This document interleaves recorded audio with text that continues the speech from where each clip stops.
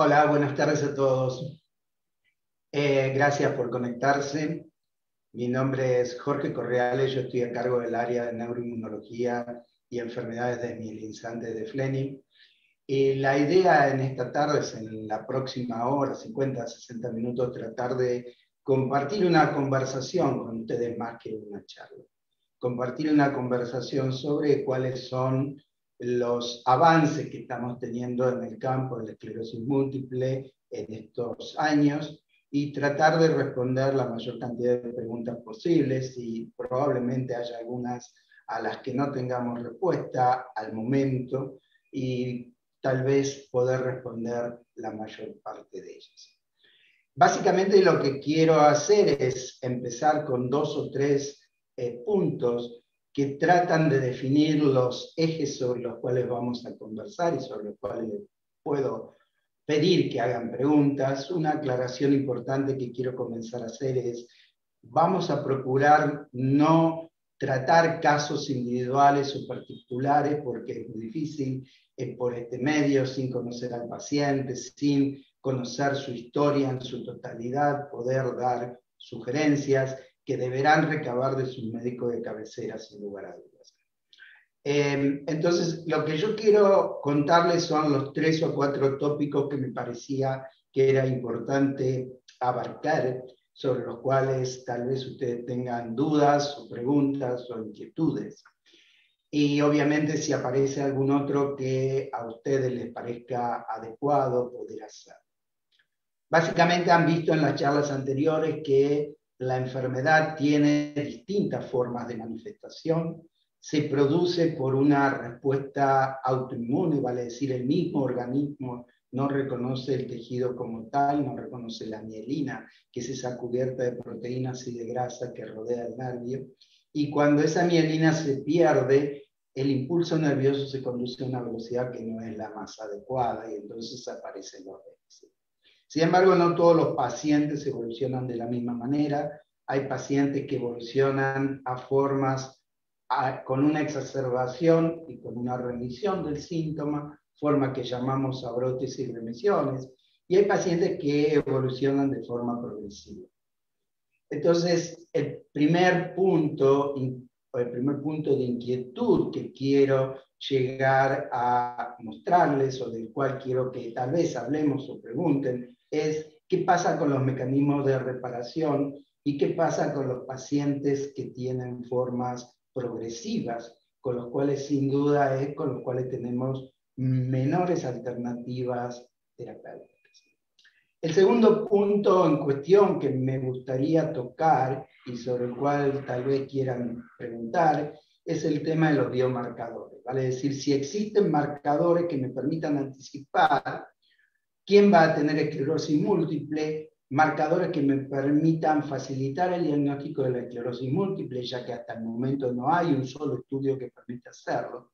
Y por otra parte, marcadores que me permitan saber cuál va a ser el fármaco más efectivo o menos efectivo para un determinado paciente, ya que en el último tiempo lo que procuramos es tener un tratamiento individualizado para cada uno de los pacientes.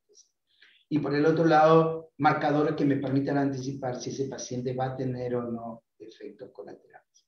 Y obviamente no podría estar ausente dentro de esta serie de cuestiones o de preguntas que seguramente ustedes van a tener inquietud, va a ser actualmente sobre la pandemia de COVID y sobre las pautas de vacunación que uno tiene que llegar a tener sobre COVID. Entonces, básicamente esos serían los 3 puntos que me parecen más actuales, más interesantes. Los estudios referidos a la reparación del daño que se produjo, la aparición de los biomarcadores, el fenómeno de COVID, y en cuarto lugar me voy a permitir introducir un último tema que es el del microbioma, ¿vale? Es decir, hoy sabemos que esos glóbulos blancos que atacan el organismo se educan de alguna manera en el intestino, y esa educación para tornarlos en glóbulos blancos buenos o malos, agresivos o protectores, está dado fundamentalmente por ese grupo de bacterias. Entonces, el tratar de regular ese grupo de bacterias a través de distintos procedimientos, como puede ser la dieta, como pueden ser ciertos antibióticos, como pueden ser los probióticos, nos va a permitir de alguna manera ayudar a regular la enfermedad. Entonces ese sería un cuarto punto sobre el cual tal vez podríamos charlar, pero obviamente todo está abierto a las inquietudes que ustedes tengan. Entonces, la primera pregunta es si se puede diagnosticar esclerosis múltiple recién a los 64 años. Es posible. La mayor parte de los pacientes empiezan su enfermedad entre los 20 y los 40 años, pero hay una gran cantidad de pacientes que han pasado desapercibida su enfermedad durante mucho tiempo, tuvieron síntomas que no le dieron jerarquía y entonces se pasaron por alto, y la enfermedad se manifiesta de manera muy importante a los 64 años.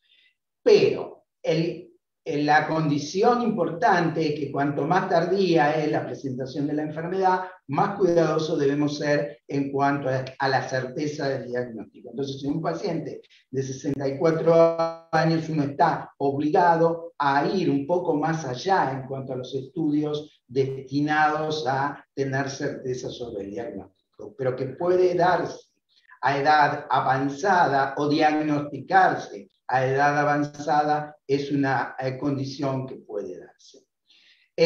Aquí preguntan esto de si existe relación entre la enfermedad y el intestino, y es un poco lo que les comentaba previamente. Sí existe. Sabemos que los glóbulos blancos, que son agresivos para el organismo, se educan en el intestino a través del grupo de bacterias que existen en el intestino. Eso se llama en términos generales, microbioma. Y ese microbioma uno lo puede regular de forma tal que puede seleccionar las bacterias que pueden hacer que un glóbulo blanco sea agresivo o las bacterias que pueden hacer que un glóbulo blanco sea protector. Esto puede hacerse por tres mecanismos distintos. Uno que es el más común, que es la dieta. Todavía no tenemos un elemento muy claro para definir cuál es la dieta más apropiada para que un individuo tenga todos glóbulos blancos que sean protectores y no agresivos. Uno puede hacerlo a través de los antibióticos y otro puede hacerlo a través de los probióticos. Los probióticos son algo parecido a los yogures, que existen algunos a la venta, como el Actimel, por dar una marca, no es una promoción, sino es simplemente dar un ejemplo, en donde uno puede de esa manera regular el tipo de bacterias que tiene. Si puede regular el tipo de bacterias que tiene, puede de esa manera educar a los glóbulos blancos más en la dirección de que sean glóbulos blancos protectores que sean glóbulos blancos agresivos. Y hoy sabemos que hay claramente una cantidad de sustancias producidas por esos glóbulos blancos protectores que ayudan a que la enfermedad sea mucho más leve o se pueda controlar más fácilmente.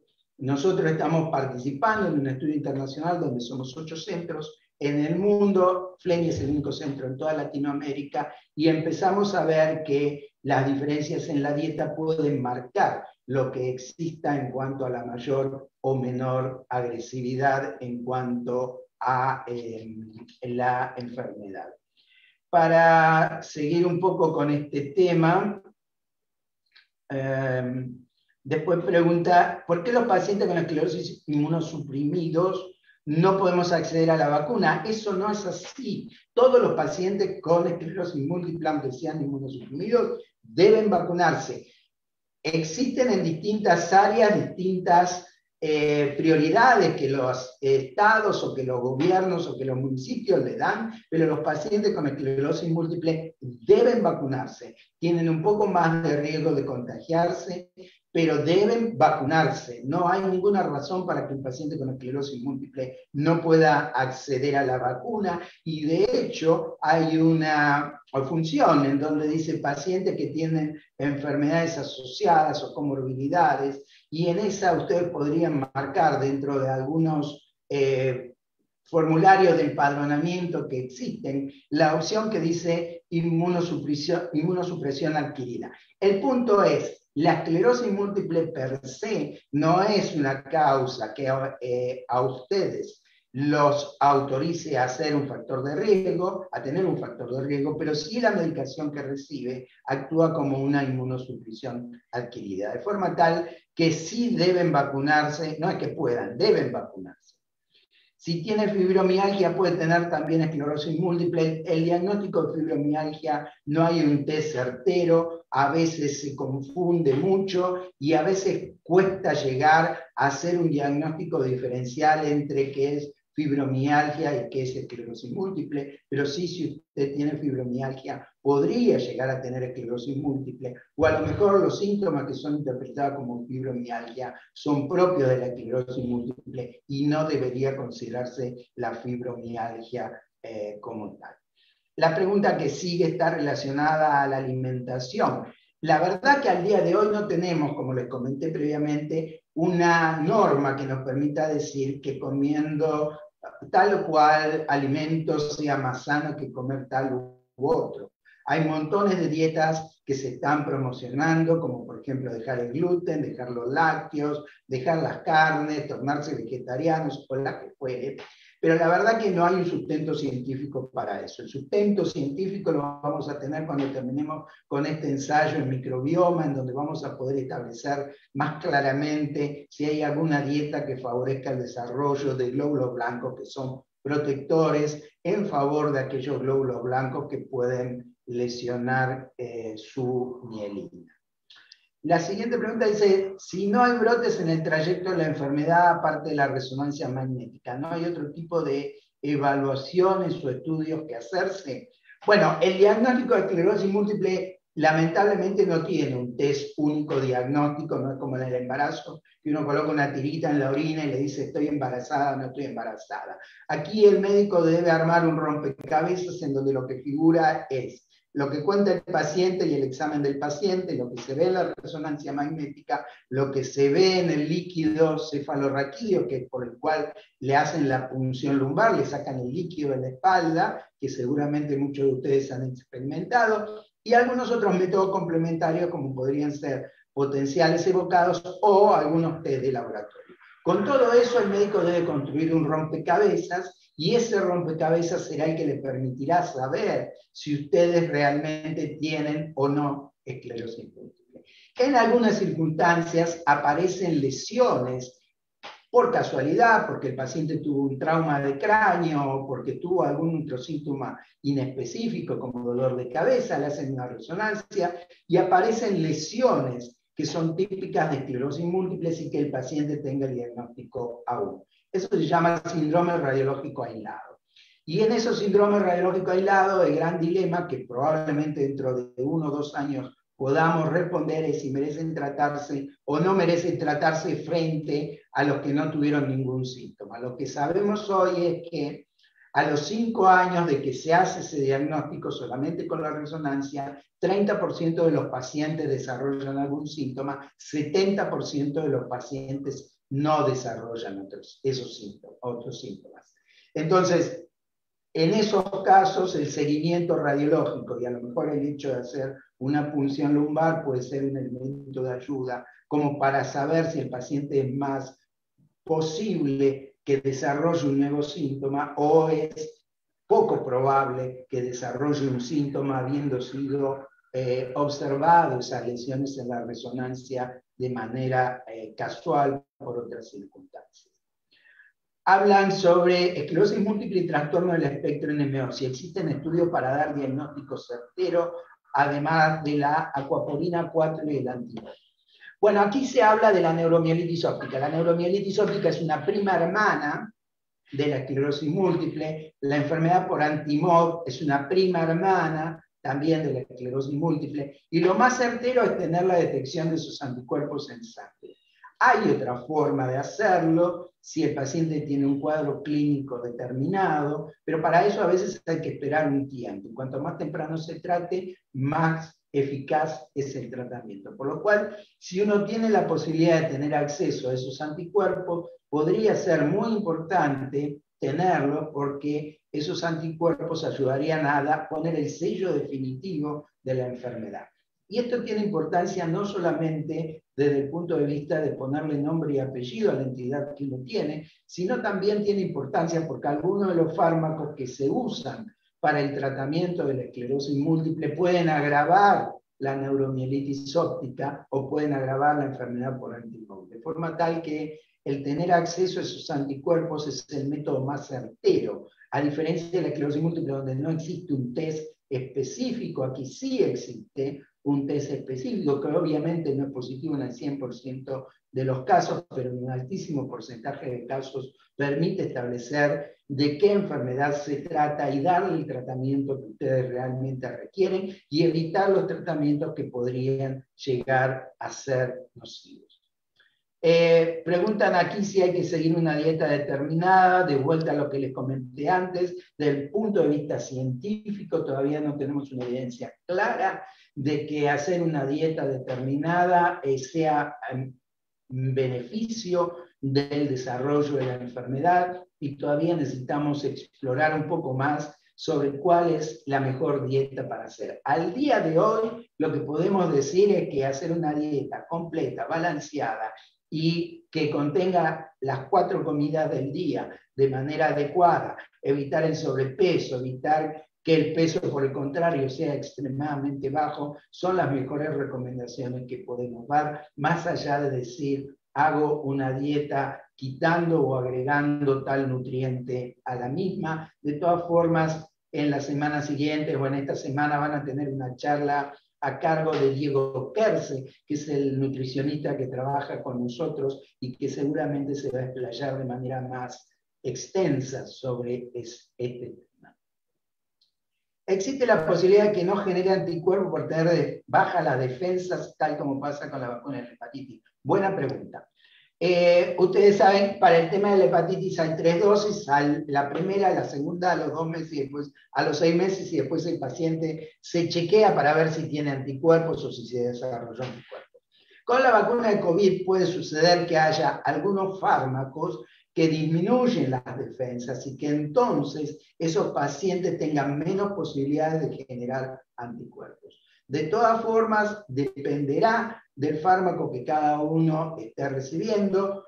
Hay un gran grupo de fármacos que no interfieren con la respuesta de la vacuna. Hay otros fármacos que pueden hacer que la respuesta sea más baja, y dentro de ese más bajo puede ser que desarrollen un 50% de lo que desarrollaría un individuo normal, o directamente que no desarrollen anticuerpos, pero lamentablemente eso no lo vamos a poder saber hasta que estén testeados por los anticuerpos. Lo que uno sí puede hacer es, en la medida de lo posible, una cosa es el mundo ideal, otra cosa es el mundo real, en la medida de lo posible, adecuar el mejor momento de la vacunación en relación a la medicación que están recibiendo para el tratamiento de su esclerosis múltiple. Hoy no debe interrumpirse el tratamiento para la esclerosis múltiple y deben vacunarse tan pronto tengan acceso a la vacuna. Si se pueden ajustar los tiempos, bienvenidos sean, sería la situación ideal. Si los tiempos no pueden ajustarse, es conveniente que se vacunen en cuanto tengan acceso a la vacuna.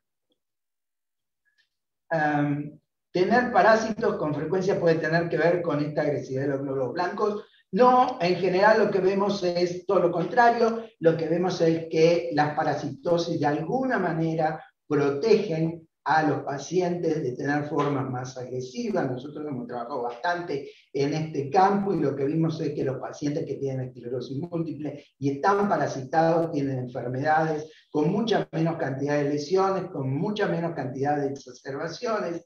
Y una de las cosas que se está estudiando hasta el momento, porque si bien en algún momento todo el mundo intentó decir, bueno, infecto con parásitos a los pacientes, esto puede ser un arma de doble filo, porque por un lado lo puedo proteger de la esclerosis múltiple, pero lo estoy colocando con otra enfermedad, es tratar de identificar qué moléculas producen esos parásitos y en qué cantidades para poder luego usar esas proteínas o esas moléculas específicas que hacen que la enfermedad sea más leve en el tratamiento de la enfermedad a futuro. Pero la pregunta sería la inversa en términos general: los pacientes que están parasitados tienen una enfermedad más leve. Dice, me vacuné el viernes con Sputnik, es normal el cansancio, dolor de cabeza y agotamiento. Puede ser, los síntomas que puede dar la vacuna pueden ser fiebre, dolor muscular, dolores articulares, dolor en el sitio de inoculación.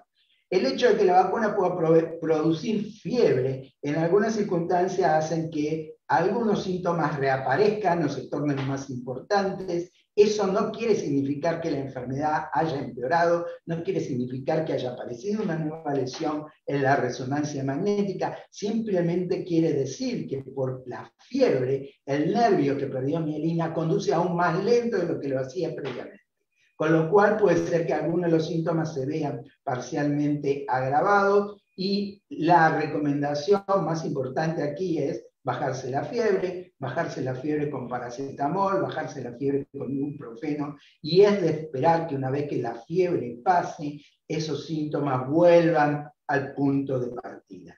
Estos síntomas posteriores a la vacuna pueden durar en individuos que no tienen ninguna enfermedad entre 36 y 48 horas. En pacientes que tienen una enfermedad previa prevalente puede ser que se extiendan un poco más hasta 72 o 96 horas. Si después de ese tiempo persisten, sería bueno que tenga una consulta, pero si se vacunó el viernes y hoy todavía siente cansancio, siente alguna molestia, puede ser perfectamente atribuible a la vacuna, y el controlar la fiebre, y si la tiene, bajarla, sería la conducta más apropiada. Si los probióticos pueden estar indicados en la neuromielitis óptica. No tenemos ningún estudio, ni hay ningún estudio en curso todavía que permita establecer si los probióticos pueden modificar el curso de la neuromielitis óptica. Probablemente a futuro haya algún estudio al respecto. Hay algunas evidencias que la modificación del microbioma, vale decir, de este grupo de bacterias que están en el intestino y que regulan la capacidad de ser agresivos o protectores de los glóbulos blancos, también en la neuromielitis óptica pueda existir, y entonces no sería extraño que a futuro podamos ver que algunos de los probióticos puedan ser útiles para complementar, no para reemplazar, para complementar el tratamiento de la neuromielitis óptica, que per se es una enfermedad agresiva y que no debemos abandonar el tratamiento buscando soluciones mágicas en los probióticos o en la dieta. Así que desde ese punto de vista creo que puede ser una posibilidad a tener en cuenta, pero todavía tenemos que esperar a ver qué es lo que sucede. Dice, hay vacunas con virus activos y otras que no. Tendríamos que pedir una que no tenga virus activo. Todas las vacunas que están disponibles para COVID, todas las vacunas para COVID pueden usarse. La vacuna de Sinopharm, que es la vacuna china, es a virus inactivado, no es a virus activos, no es a virus atenuados. Las vacunas a virus atenuados son, por ejemplo, la vacuna del sarampión, la vacuna de la varicela, y si alguno necesita vacunarse contra la varicela o vacunarse contra el sarampión, debería hacerlo antes de empezar alguno de los tratamientos. No puede hacerlo mientras esté utilizando algún tratamiento que le baje las defensas. Entonces, las vacunas para COVID, ninguna está contraindicada, ninguna es a virus vivos, ninguna es a virus atenuado, son todas las que llevan material genético o virus inactivados, no son virus que se repliquen en el organismo y por lo tanto podrían usarla. Y en el caso de que necesiten utilizar una vacuna por otra enfermedad a virus vivos atenuados, repito, varicela o sarampión, por ejemplo, como las más comunes, deberían estar fuera de tratamiento, deberían chequearlo con su médico. ¿Cómo son los síntomas de COVID en el paciente con esclerosis múltiple? Los síntomas de COVID en el paciente con esclerosis múltiple son los mismos que en cualquier individuo.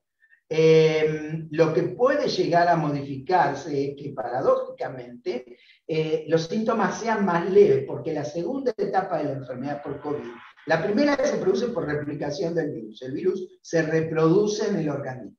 En la segunda etapa, lo que hace el organismo es trata de desembarazarse de ese virus, trata de atacar ese virus, y a veces genera una respuesta inmune que es exagerada. Y eso a veces complica los cuadros de COVID. Por lo cual, es muy probable que la mayor parte de los pacientes que reciben algún tratamiento contra la esclerosis múltiple tengan menos síntomas que los pacientes que no están tratados, que los individuos normales. Por otra parte, hay algunos fármacos que se usan en la esclerosis múltiple, como el interferón, que pueden tener una actividad antiviral, de forma tal que los síntomas deberían ser los mismos, pueden ser los mismos, o pueden de alguna manera atenuarse. La mayor parte de los pacientes con esclerosis múltiple en nuestro medio que contrajeron la enfermedad prácticamente la desarrollaron en su casa. Algunos pocos merecieron ser internados por esta cuestión de que están de alguna manera protegidos por esa segunda reacción inmunológica exagerada que el organismo genera frente a la infección de COVID y que lleva a alguna de las complicaciones. ¿Cuál es el porcentaje ideal de vitamina D para un paciente con esclerosis múltiple? Bueno, eso varía según el rango que se mida en cada laboratorio. Habitualmente, la mayoría de los laboratorios tienen un rango de hasta 30 como normal. De 30 nanogramos por mililitro, que es la unidad en que se mide, para abajo uno piensa que ese paciente necesita reponer su vitamina D. Lo ideal sería que el paciente esté alrededor de 50.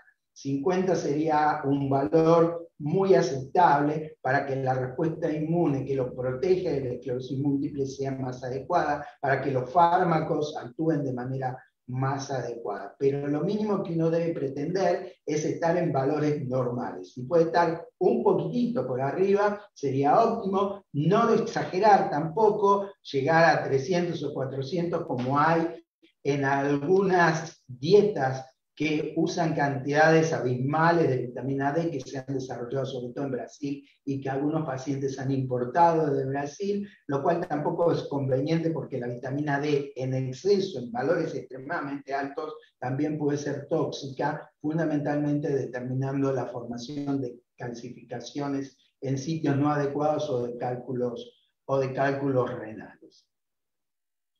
¿Cuánto tiempo sin brotes es común estando en tratamiento? Varía de persona en persona. No hay un parámetro que nos permite saber cuál va a ser la evolución de la enfermedad en un determinado individuo. La evolución de la enfermedad de un individuo es como su huella digital, varía de paciente en paciente. Lo más importante es que ustedes tengan un seguimiento con su médico adecuado que les permita saber que están fuera de un ataque de la enfermedad, que no están repitiendo ataques con una mayor frecuencia de lo que es aconsejable, que no tienen nuevas lesiones en la resonancia magnética más allá de lo que es aconsejable, pero esto es muy variable de individuo en individuo y también esto permite saber cuán efectivo es un tratamiento. Una cosa es un paciente que tiene 3 brotes o 4 brotes por año y después el tratamiento tiene 1 cada 2 años. Para ese paciente uno pensaría que el tratamiento es exitoso, mientras que si el paciente tenía antes un brote cada 2 años y sigue manteniendo la misma frecuencia en ese paciente, tal vez el éxito del tratamiento no sea el más adecuado y uno deba pensar en hacer algún ajuste. Pero de vuelta, y como les comentaba al inicio, uno trata de hacer la medicina lo más personalizada posible en los pacientes, como para que cada paciente pueda tener el mejor tratamiento que necesita en el momento más adecuado. Tener poco brote en el trayecto de la enfermedad, ¿sugiere que la enfermedad se torne progresiva? No, no necesariamente. Puede ser que sea una enfermedad un poco más benigna, por utilizar algún término, que lo habitual. La progresión de la enfermedad va al momento actual, lo más claro es cómo está el paciente, qué es lo que va viendo el paciente a lo largo del tiempo. Si hace 2 años caminaba 10 cuadras y él camina 4, evidentemente, a pesar de no haber tenido brotes, su enfermedad ha progresado. Si hace 2 años subía rápidamente una escalera y hoy le cuesta subir esa escalera, bueno, a lo mejor ese paciente, a pesar de no haber tenido brotes en el medio, su enfermedad ha ido progresando. pero tal vez el paciente se mantenga estable, tanto clínica como radiológicamente, sin tener nuevos episodios. Y eso no necesariamente quiere decir que haya progresado. Lo que no va a dar la pauta de progresión de la enfermedad es cuál es la situación clínica que ese paciente tiene, cómo ha evolucionado en el tiempo, y entonces lo que siempre le decimos a los pacientes, que más que la foto, vale decir lo que vemos en un determinado momento de su enfermedad, nos interesa ver la película, vale decir cómo va evolucionando su enfermedad, cómo se va desarrollando a lo largo del tiempo su enfermedad, tanto clínica como radiológicamente. Pero la progresión de la enfermedad lo va a marcar fundamentalmente cómo es la evolución clínica en el tiempo de ese paciente. Tengo turno para vacuna COVID este viernes. Puedo dármela aunque esté cursando un cuadro de resfrío, aún no estoy con tratamiento, estoy con los análisis previos. En términos generales, si uno está con una afección de vías respiratorias altas, no es recomendable que se vacune en ese momento. Sin embargo, lo más conveniente sería que usted concurra al centro de vacunación, plantee ese tema, no solamente por la necesidad tal vez de diferir la vacuna, sino para reprogramar allí mismo el nuevo turno una vez que ese resfrío haya pasado.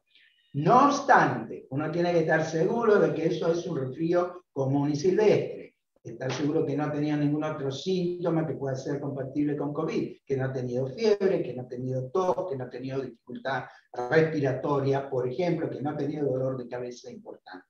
Frente a esa duda, convendría que si fuera necesario se hisope, y entonces para eso sería conveniente que llame al 147 si vive en Capital Federal, al 148 si vive en la provincia de Buenos Aires, o al centro COVID de su medicina prepaga si la tiene. Pero lo más probable y lo más aconsejable es que concurra al centro de vacunación, obviamente siempre utilizando todas las vías de prevención que sabemos, el uso de barbijo, el lavado de manos frecuente, el distanciamiento, que yo prefiero llamar físico más que social, para al menos tratar de reprogramar su turno de vacunación y que no se quede sin vacunar o a muy lejano plazo. La punción lumbar se realiza solo una vez o debería repetirse como evolución de su enfermedad. En la gran parte de los casos, la punción lumbar se hace una sola vez al comienzo del diagnóstico. Son excepcionales los casos que requieren más de una punción lumbar, solamente en aquellos casos que después de que su médico trató de armar ese rompecabezas, le sugiere de que la enfermedad no es tal y que debería volver a punzarse, pero en más del 95% de los casos la punción se hace por una sola vez y nunca más. No es un método de seguimiento en el diagnóstico y en la evolución de la enfermedad. ¿Qué se sabe de la investigación de la vacuna para esclerosis múltiple con ARN mensajero? Buenísima pregunta, porque hay gran confusión pensando que la vacuna ARN mensajero, la vacuna de Pfizer, la vacuna de Moderna, protege también como una herramienta para el tratamiento de la esclerosis múltiple. Lo que se está haciendo es utilizar la misma metodología, no solamente para esclerosis múltiple, sino también para el cáncer.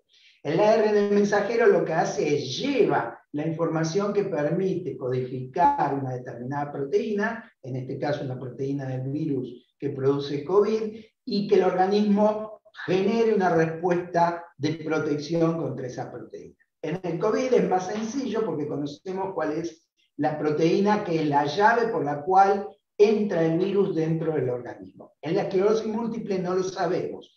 Entonces, por el momento, lo que sabemos es, ¿la metodología puede usarse? Sí, se puede usar. ¿En qué etapa estamos? Estamos en una etapa preclínica o clínica 1, vale decir, en animales, un pequeño grupo de pacientes en los cuales estamos testeando la seguridad.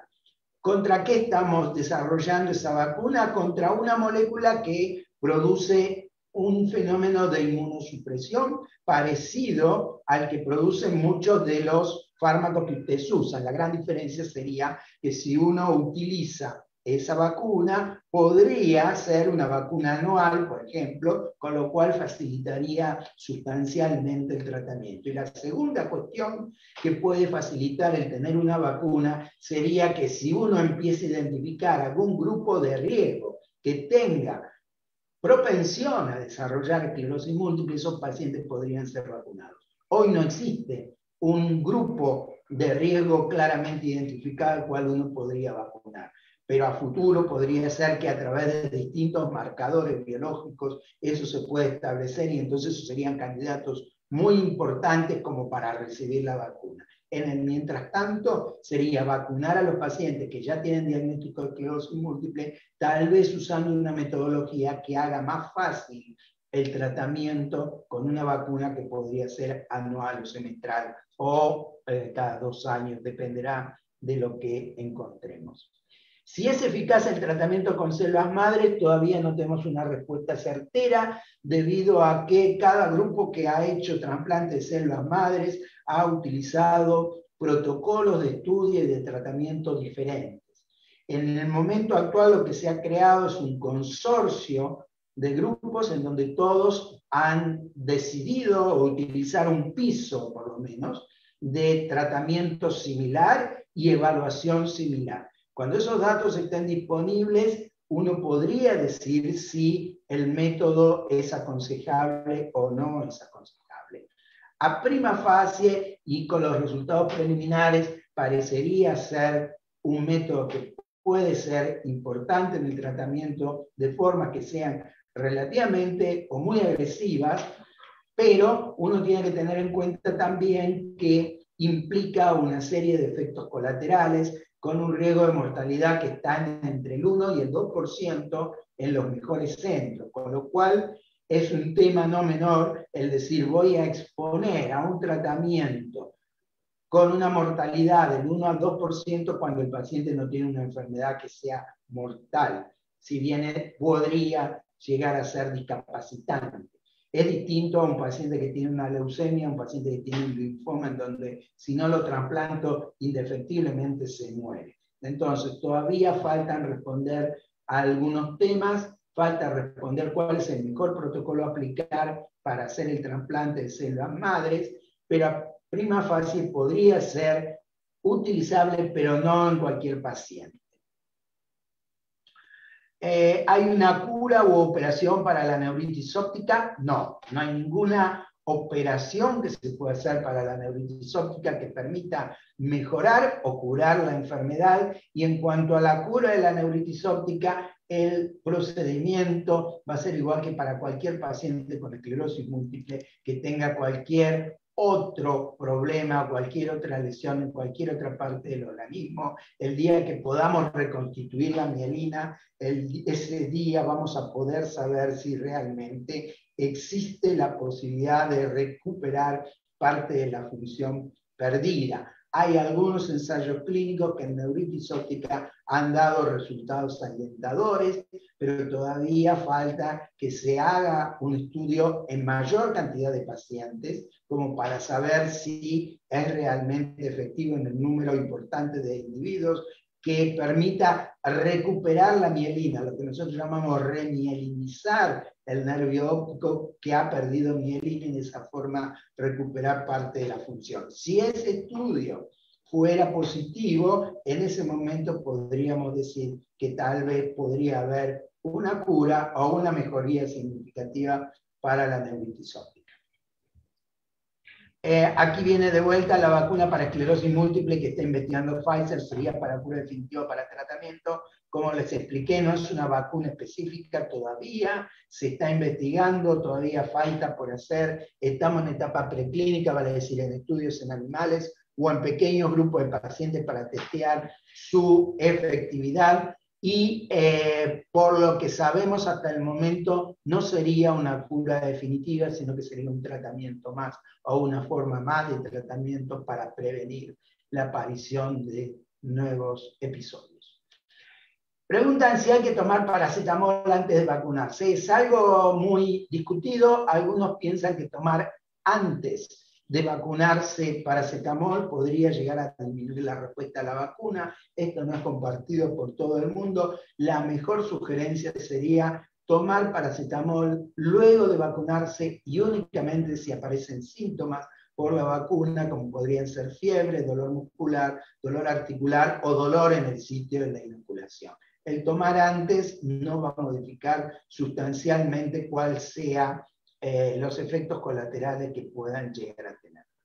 ¿Cuál es el momento inicial para recibir la vacuna contra COVID antes de volver a recibir la infusión de rituximab? Bueno, aquí aparece un tema también de importancia, agradezco que lo hayan preguntado. Hay un mundo ideal y un mundo real. El mundo ideal dice que yo debo recibir la primera dosis de vacuna contra COVID 3 meses después de la última dosis que me infundí rituximab. Y tengo que volver a recibir rituximab 4 semanas después de que recibí la segunda dosis de la vacuna contra el COVID. Ese es el mundo ideal. Si se puede adaptar a eso, fantástico. Si no se puede adaptar a eso, reciba la vacuna tan pronto la tenga disponible. Reciba la vacuna tan pronto la tenga disponible. COVID mata al 3% de los que la contraen. Entonces, es más importante recibir la vacuna, a pesar de que tenga una respuesta un poco menor, si la recibe muy cerca de la infusión, que no recibirla. Con lo cual, si con su médico puede planificar, adecuar el plan de esquema de tratamiento a esto que yo le planteé y que es la recomendación de la Federación Internacional de Esclerosis Múltiple y de la Asociación Americana de Esclerosis Múltiple, fantástico. Pero si no se puede, si estamos en el mundo real y no en el ideal, vacúnese tan pronto tenga acceso a la medicación. A otra pregunta dice, tengo desmielinización pero no esclerosis, ¿tengo algún tratamiento para mejorar los síntomas? El primer punto es establecer cuál es el nombre y apellido de su enfermedad. Hay algunas enfermedades desmielinizantes que no se benefician con el tratamiento de la esclerosis múltiple y por el contrario se perjudican. Algunas enfermedades por pérdida de mielina que se dan una sola vez en la vida y el paciente luego a los 450 años se muere de viejo sin tener ningún otro problema. Entonces, lo más importante en este caso es poner el nombre y apellido de su enfermedad, saber de qué enfermedad estamos hablando y en función de eso uno va a poder usar el tratamiento más efectivo. El dolor a las extremidades puede aparecer en momentos de estrés. El estrés puede aumentar cualquiera de los síntomas que uno pueda tener y por lo tanto es difícil saber si es debido a estrés o es debido a otra causa. Lo que sí uno siempre procura dejar el estrés como última causa que se pueda estar produciendo, que pueda ser responsable de la enfermedad y tratar de descartar todo lo que sea orgánico en primer lugar. Para los síntomas de COVID tomamos ibuprofeno o paracetamol, cualquiera de los dos puede tomarlos, no hay una preferencia sobre uno u el otro. ¿Cuáles son los avances en regeneración de la mielina? Bueno, hay estudios en curso que permiten ver, como les expliqué para el caso de la neuritis óptica, sobre todo, que se puede llegar a regenerar la mielina en algunos casos. Obviamente, cuanto más joven es el individuo, más fácil es que esa recuperación se produzca. Hay algunos problemas. El primero es identificar claramente cuáles son las moléculas que podrían llegar a inducir la reparación de la mielina. Y el segundo problema que tenemos es cómo medir la reparación de la mielina, porque no es lo mismo medir la pérdida que la reparación de la mielina. Hay estudios en curso, hay por lo menos 2 o 3 ensayos en curso, pero todavía no creo que podamos tener una respuesta para la reparación antes de 3 años, que sería el tiempo mínimo necesario como para tener una cantidad de pacientes suficientes sometidos a estos 2 o 3 esquemas de tratamiento que todavía están en fases preliminares como para poder saber qué es lo que sucede. Hubo algunos ensayos que fueron medianamente útiles en neuritis óptica que para esclerosis múltiple no funcionaron tan bien y que por lo tanto se están reprogramando, rehaciendo Estudios hay en curso, estudios hay, pensamos que en los próximos años vamos a tener respuesta a esto, que sería uno de los objetivos máximos que tenemos, una de las deudas que tiene la ciencia y la medicina para los pacientes, pero todavía tenemos que esperar un tiempo como para poder saber adecuadamente si esos fármacos funcionan o no funcionan.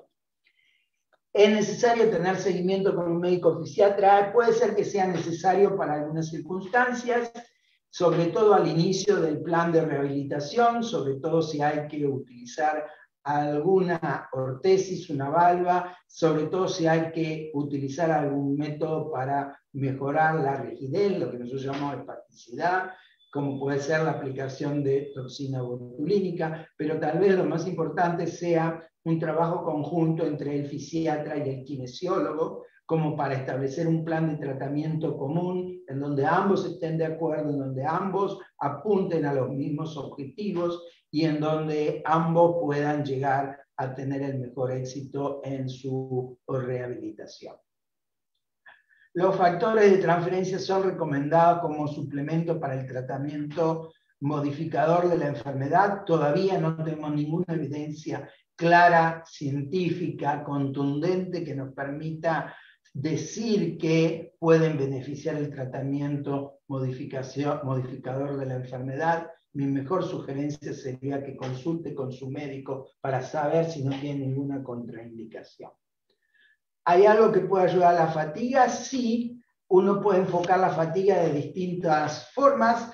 El primer punto es a tener en cuenta que no siempre la fatiga se soluciona con una pastillita. A veces hay que ver si el paciente duerme bien, si el paciente tiene alguna otra condición médica que contribuya a la fatiga, si el paciente está tomando alguna otra medicación que contribuya a la fatiga, y una vez ordenado todo eso, si el paciente no está deprimido, porque a veces la depresión se confunde con fatiga, una vez ordenado todo eso, sí uno puede recurrir a algunos fármacos que pueden ayudar a mejorar la fatiga. Por otra parte, la fatiga es un síntoma que aparece sobre todo en el verano, con el aumento de la temperatura alta, o que aparece después de tener una actividad física intensa, o que aparece con fiebre, o que aparece después de darse una ducha caliente. En esos casos, el calor, evitar cualquier instancia que aumente la temperatura corporal, ya sea climática, por un ejercicio intenso, porque se dio una ducha caliente,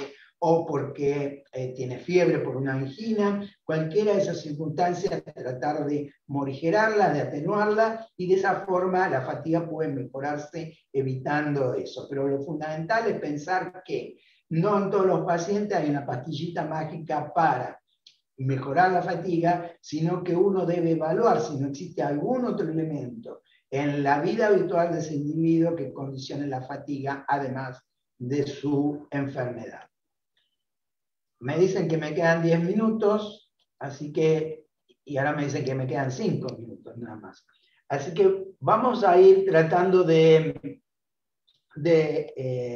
redondear el tema, tal vez con algunas sugerencias en función de lo que estamos atravesando, que es la pandemia de COVID. En primer lugar, no hay ninguna contraindicación para que los pacientes con COVID, con esclerosis múltiple, puedan recibir la vacuna para COVID. En rigor de verdad, deben recibir la vacuna. Segundo, no deben interrumpir el tratamiento. Tercero, todos los pacientes con esclerosis múltiple, incluso aquellos que ya tuvieron COVID, deben vacunarse. Hay discrepancias sobre el momento óptimo.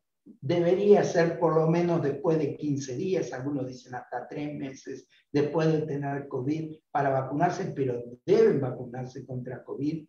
Igualmente sería conveniente que los convivientes se vacunen contra COVID cuando esto fuera posible. Y el vacunarse contra COVID no nos exime de seguir cumpliendo con las normas básicas de protección, el uso de tapabocas, la higiene de manos periódica, con alcohol en gel o simplemente con agua y jabón, la ventilación adecuada de los ambientes donde uno trabaja o desarrolla su actividad, y el distanciamiento personal, que me permito cambiarle el nombre de distanciamiento social, porque a través de los medios que sean tenemos que estar socialmente más juntos, más cerca, en la medida en que esto nos permita. Tenemos 2 meses por delante que van a ser críticos, que van a ser importantes. Tenemos que respetar al máximo las normas que están dispuestas para la población en general, y si logramos sortear estos meses y si logramos tener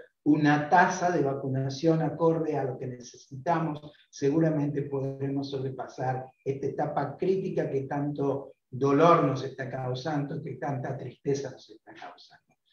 Así que creo que sin más los dejo. Espero que algunas de estas preguntas hayan sido de utilidad para ustedes y que tratemos de manejar esta pandemia con la mejor buena voluntad, con la mejor predisposición posible, con la menor angustia.